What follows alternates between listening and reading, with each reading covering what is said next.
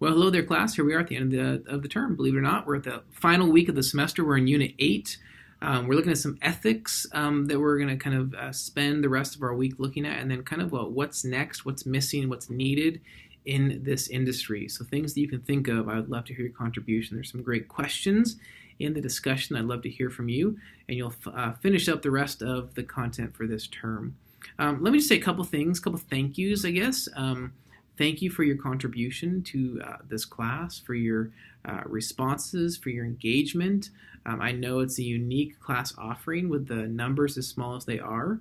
I don't feel as though I got to know a number of you as well as I have in the past in classes. So maybe that's maybe that's my mistake, or maybe it was just kind of like I said before, a respite in the time you just needed time. Just do the reading, engage in that on your own.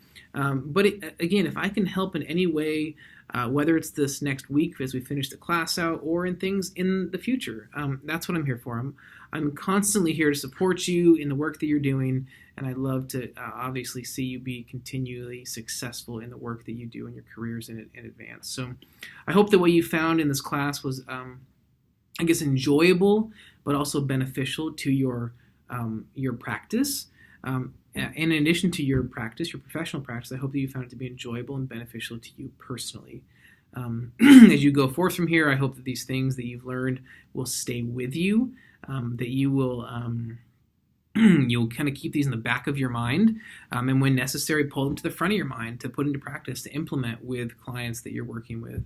I hope that these are books you'll hold on to. I hope that you'll continue to fall back on the ideas of well-being, all the different 5 elements, including even the one that was left out, but oftentimes is talked about, that of spiritual well-being.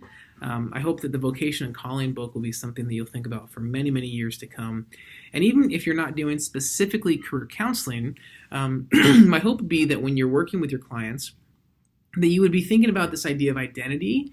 I saw a quote the other day, and something that I've said for years, so it's great to have it confirmed, that you don't really know who you are if you don't know whose you are. And I think that, we spend so much time asking questions like, what do you do?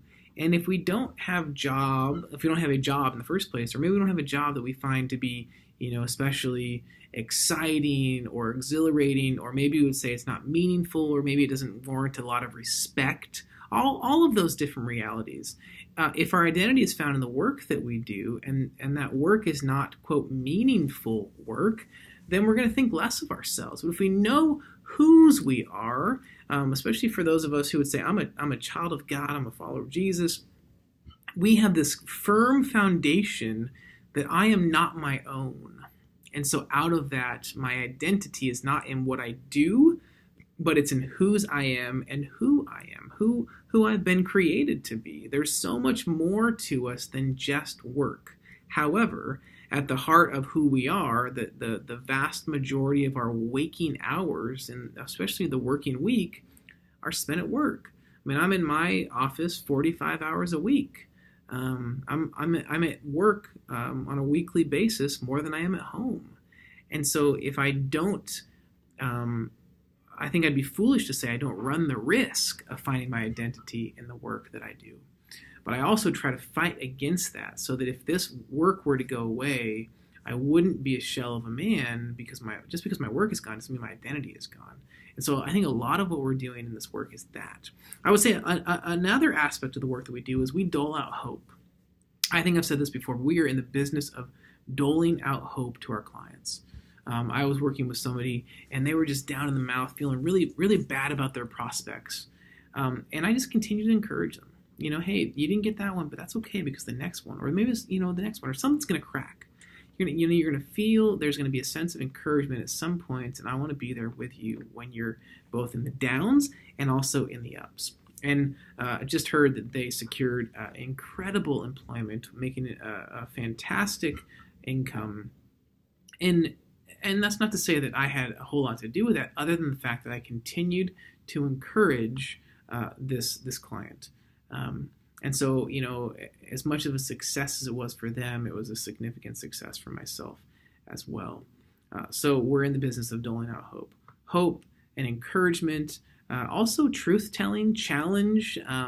Sometimes we need to, remind our clients, the people, of hard truths. Sometimes they don't like to hear those truths. But remember, I said that truth without love um, is brutality, and love without truth is hypocrisy. You need both. You need to say the truth in love and tell clients, tell students, tell people that we're working with the hard things, because we want to see them succeed and move forward in life. So all this combined, I hope it's been really valuable.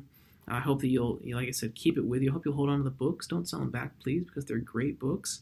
I hope that well-being, both the assessment and the textbook, will be something you reflect on often. If I can continue to resource you, please let me know how. As I mentioned before, I'm going to send some links actually in the body of where this video can be found. You'll see some links to some of the other resources that I've mentioned. And then there's also a response video that I recorded, I think it was last week, to some questions that you had asked this week.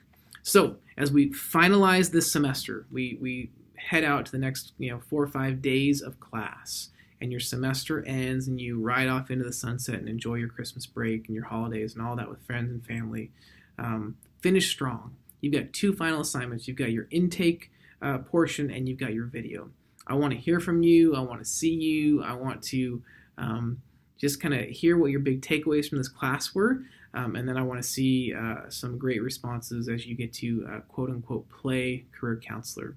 So once again, thank you. Thank you for encouraging me and filling my life with some great content, making my life even more fulfilling by getting to work with you as students. Hope it's been a wonderful experience. And whether it's at the end of this week, if you have questions, please feel free to reach out to me. Or if you have questions down the road, you want to refer your clients to me to get career counseling, I'm happy to respond to that as well. But again, this week and in the future, if there's things that I can do to support you, to encourage you, and to help you, please, please, please don't hesitate to reach out to me. I look forward to your final assignments. Look forward to your responses to the written portion, and also watching the video portion. Thanks again for a great semester. Have a great week, and I look forward to taking in all that you'll share here in the next couple of days. All right. Talk to you soon.